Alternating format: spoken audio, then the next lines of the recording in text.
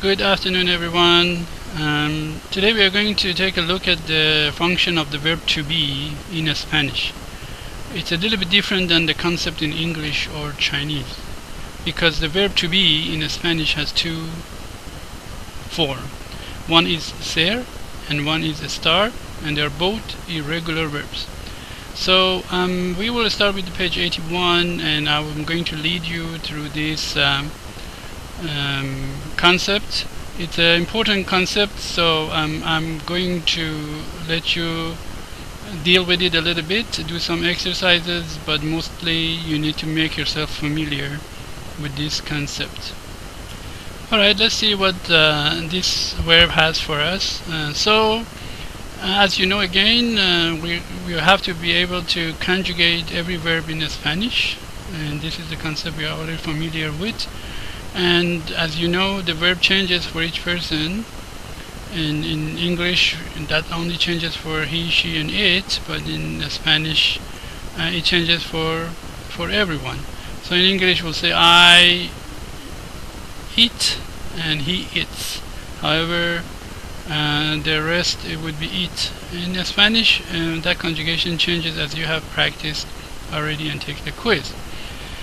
And so far we have seen most of the regular verbs and only the verb ser, which is irregular.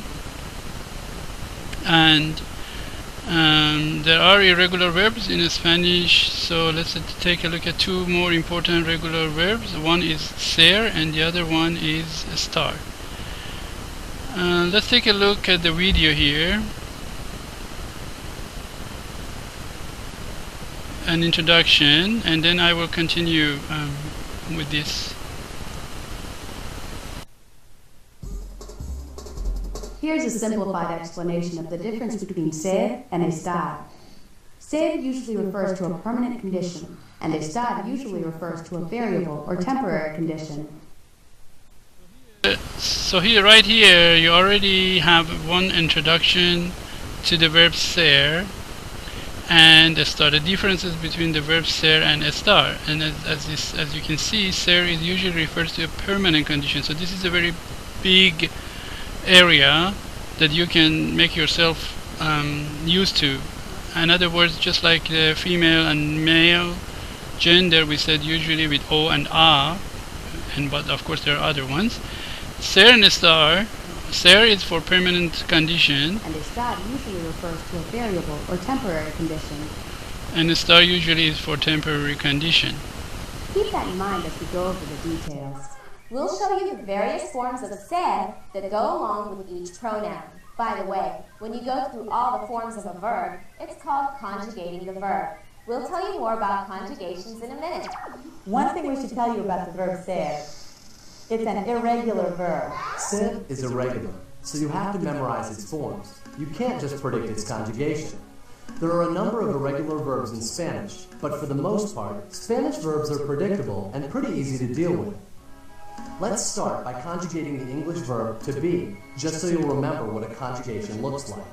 Then we'll conjugate the Spanish verb ser. The conjugation of the English verb to be goes like this. I am, you are, he or she is, we are, you are, they are. Now let's do the same thing in Spanish with the verb ser. Yo soy, tú eres, él, ella, or usted es, nosotros or nosotras somos, ustedes, ellos, or ellas son. Confused? It will clear up, just like the eye of a hurricane. Just kidding. We'll clear it all up for you.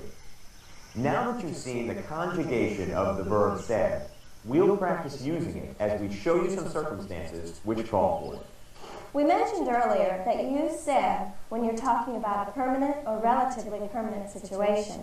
The place where you come from falls into that category. It's considered permanent. For example, English-speaking Americans say, I am from the United States.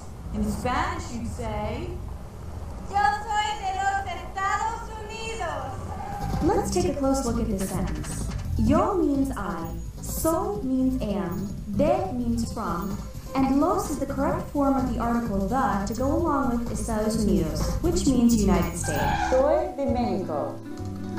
Notice in this example we did not use a pronoun with soy because we didn't need it. Soy implies the pronoun I all by itself because there is no other pronoun that can go with soy. It has to be yo soy. That's why you don't necessarily have to say yo with soy. She is from Bogotá, Colombia. Ella es de Bogotá, Colombia. Now look at this sentence. Ella es de Bogotá, Colombia. Ella is the pronoun that means she. We needed the pronoun in this sentence because es, the third person singular form of ser, can be used with ella, él, or usted. Unless it's obvious who you're talking about, you have to use a pronoun with third person singular verb forms like es. Let's look at the conjugation of ser one more time. Yo soy, tú eres, él, ella o usted es, nosotros o nosotras somos, ustedes, ellos or ellas son. We are from Argentina. Somos de Argentina. Somos de Argentina. In this example, we didn't use a pronoun because somos is only used with nosotros or we, so nosotros is implied automatically. So here's a quick rundown of which verb forms you can use without a pronoun. We'll use ser as an example, but these rules hold true for any verb. The first person singular form of the verb, which, in the case of ser, is soy, can stand by itself without the pronoun yo. The second person singular informal form of the verb can also stand by itself without the pronoun tú.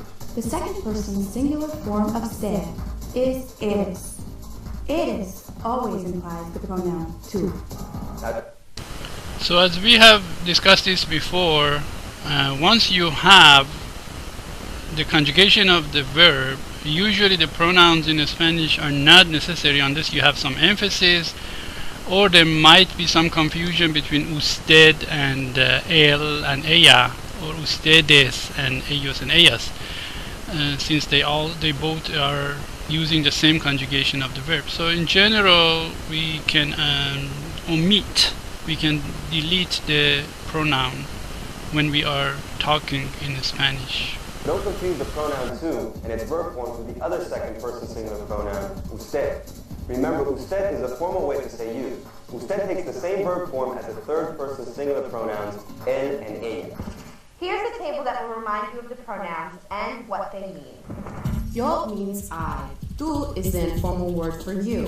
Usted is the formal word for you. Él means he. Ella means she. Nosotros and nosotras mean we. The os form is masculine, and the as form is feminine. Ustedes is the plural form of you. Ellos is the masculine form of they. And ellas is the feminine form of they. And once again, we are not talking about vosotros here because the vosotros part is not in Spanish of Latino America. Alright, so now we know that ser and estar, they can be both used as the verb to be. In English, the verb to be can be used to tell how something is, which means the condition of it, which is temporary, and what something is, which is the essence of it and is permanent. In Spanish, we have two different verbs for it. And so, for example, we say él es de Cuba. Right? When you are born in some country, you call yourself Cuban. Therefore, you are not likely to change. This is a permanent condition. But you say ella está bien. She's fine. Well, she's fine now, but maybe she's not fine tomorrow or 1 hour later. So this is a condition that may likely to change. Again, the conjugation of the verb ser, you can see that on page 86. So the complete conjugation, including the vosotros and vosotras, is yo soy, tú eres, él es, nosotros somos, vosotros sois, ellos son.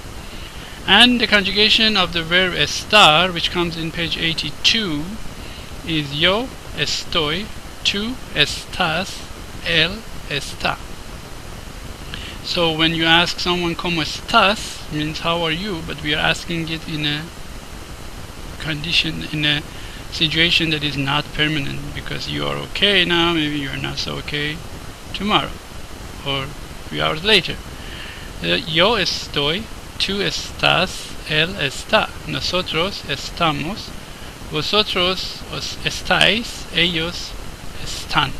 So this needs to be memorized, this conjugation. You will see them again and again as we go on. Of course, the verb to be is very important, so it will appear in a lot of places in the grammar. So again, él es profesor, he is a teacher, and this is a profession, so it doesn't change. Pablo es español, not likely to change. Now the conditions where we use the verb ser, you can see those from page 85 to page 87 of your book. A description, a profession, point of origin, identification, material, possession, and ownership. So as you can see in your book, we can take a look at each of these and see what it did. For example, we said about description. So for description, we are looking at describing some object or something. So in this case, we say la casa es roja. The house is red. We're describing something. El libro es azul. So when talking about the color, because the colors are kind of permanent situation. Los carros son viejos. The cars are old. Somos simpáticos. Alright? Now another one is profession, like I mentioned. So yo soy estudiante. So this is not going to change. I mean, it will change in the long run. You are a student now, and eventually you will be something else. But at the moment, this is your profession. You are a student. So él es arquitecto. He's an architect. Again, jobs may change in the future, but so far we consider them as more of a permanent situation. Another one is about identification of the. So you can also see some examples of identification.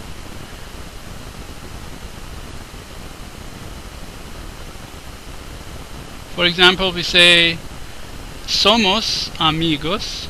Alright, identification tells the characteristics such as relationship, nationality, race, and so on. Somos amigos. Eres tú cubano? Are you Cuban? Ella es católica. She's Catholic. And then the material which we use. What is it made of? For example, la mesa es de madera. De here means of. The table is made of wood. La bolsa es de plástico, is made of plastic. Also, we talked about possession and ownership, again using de. La muñeca es de la niña. Alright, the doll is of the child. The literal translation is la muñeca. La muñeca means the doll. La muñeca es the child. Es de la niña. And of course, niña is a girl. I mean, because it's niña, doesn't mean that muñeca has to be only for the girls, but anyway, in this case, it's niña. Alright, los amigos son de María. Los amigos son de María. Alright, the friends are of Maria, means they are Maria's friends. So sort of shows possession and ownership. Alright, these are the cases. I encourage you to read through them, and you know, it will help that you create some kind of regulation for yourself for these rules. And as you will see them written again and again, maybe you will be more comfortable using them. So then we can look at the example for estar. You know, we say estar is not tempered, not permanent. So for example, ¿cómo estás? Likely to change. Say estoy bien. I'm okay. I'm fine. An example for the page for the star is on page 82 to page 83. We use it for location, for health, for changing of the mood, because they are all temporary conditions. Or we can also use it for opinion, personal opinion. Let's take a look at, for example, here at the location, right? We use a star for using it for location. So for example, yo estoy en la clase. Where are you? Alright? It's used to describe where something or someone is physically. So yo estoy en clase, en la clase. Nosotros estamos en el carro. We are in the car. Alright? ¿Estás tú en el hospital? Are you in the hospital? So anything it has to do with the location. The next one is about health and conditions like that. So when it comes to health, for example, we can use the examples such as yo estoy bien. Again, it's a condition temporary, so we ask you how are you. You say estoy bien. ¿Cómo están ustedes? How are you guys? Estamos bien. The other one is changing of the mood. So you're happy, you're sad, you're tired. Those are all change of mood that can change. Estoy feliz. I'm happy. La muchacha está contenta. Contenta. Content in Spanish is the same as in English. In English we can use the word content. I'm content with my life. La muchacha está contenta. Alright? Estás enojada. Estás enojado. Are you angry? And the person is referring to is a boy, because if it's a girl, which is estás enojada. Estamos alegres. We are happy. And those vocabularies are good to remember. Cansado, feliz, enojado, alegre. Try to remember the condition of the moods, how you can describe yourself. Personal opinions. Personal opinions is about how you feel about something, of course. La comida está buena, right? Means it tastes good, all right?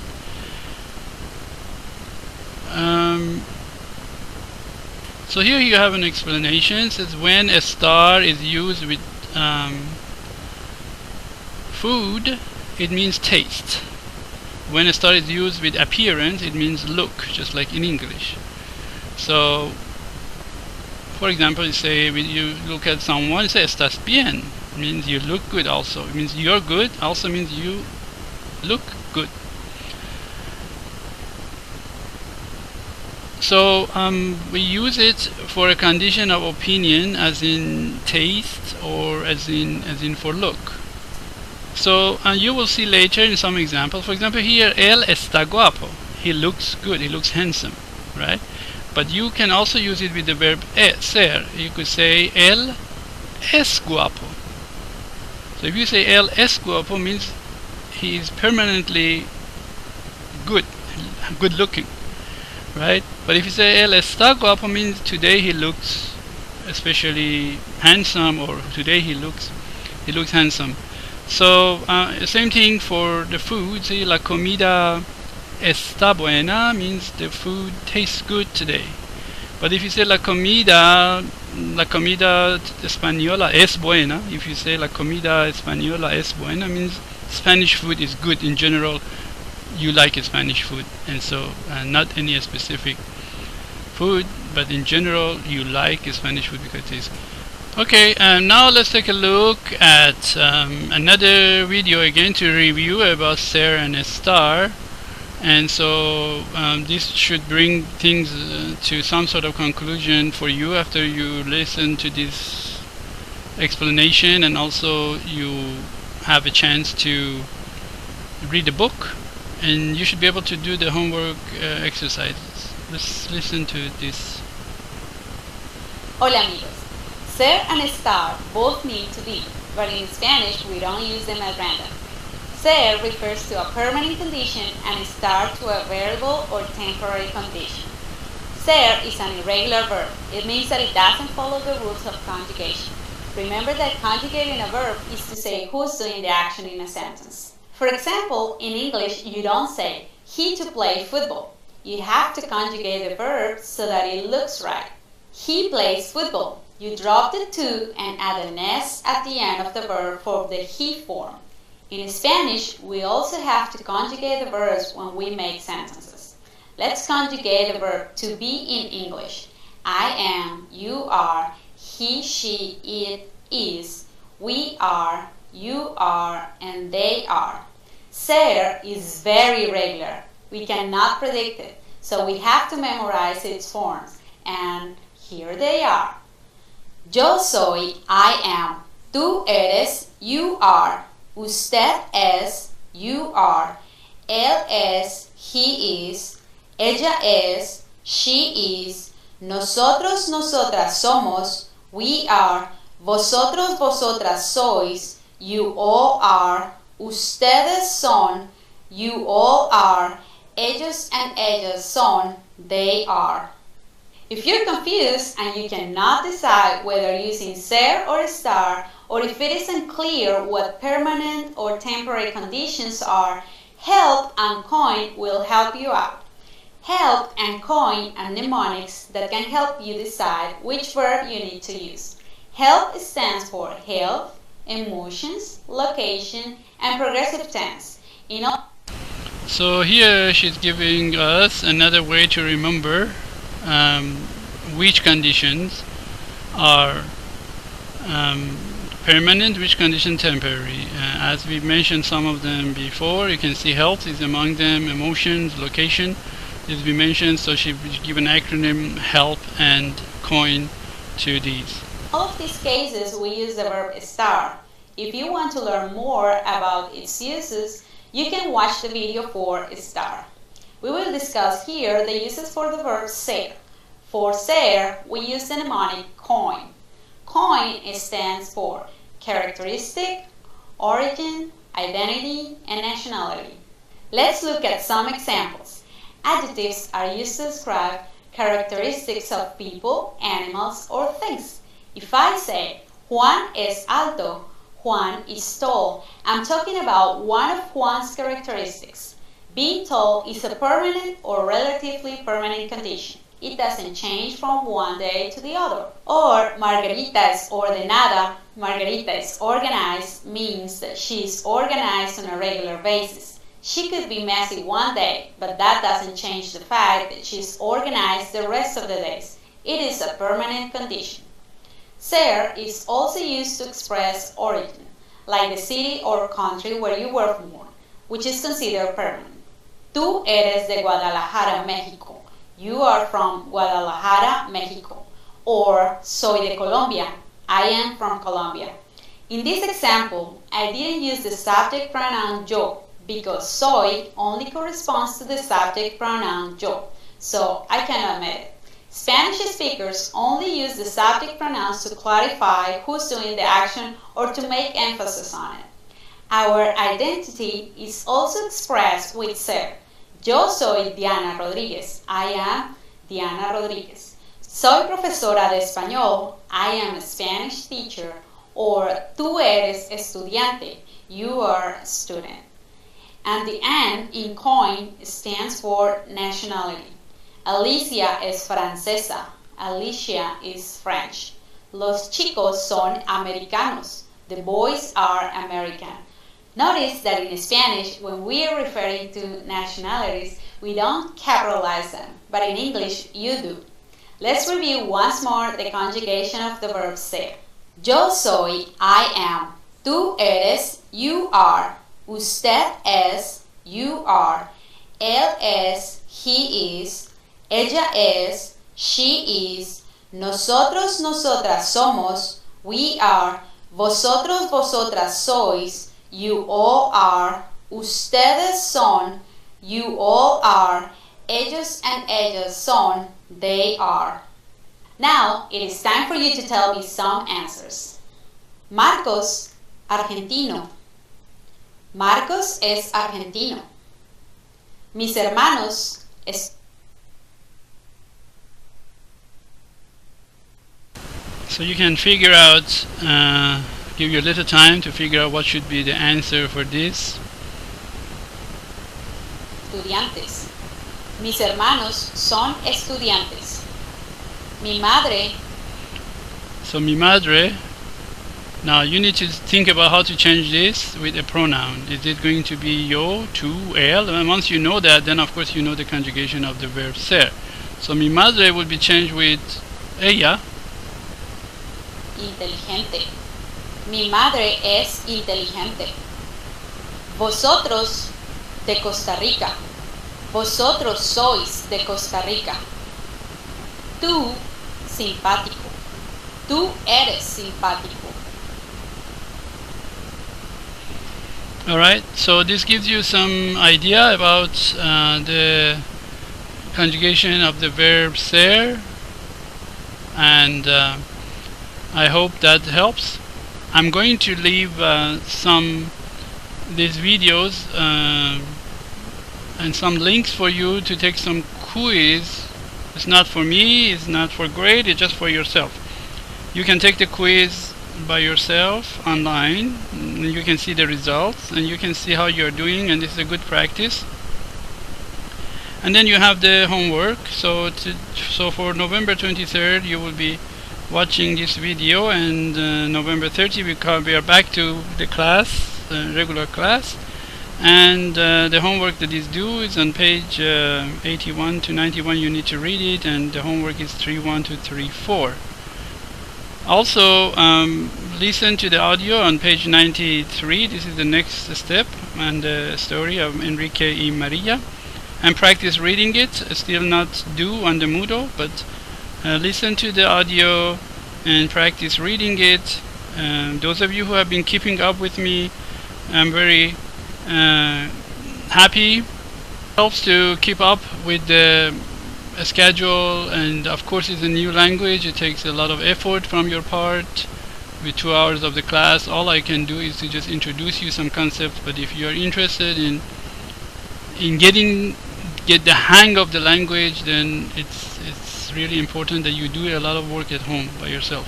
So page 93, practice it, and I will see you in class on November 30. Thank you for your attention.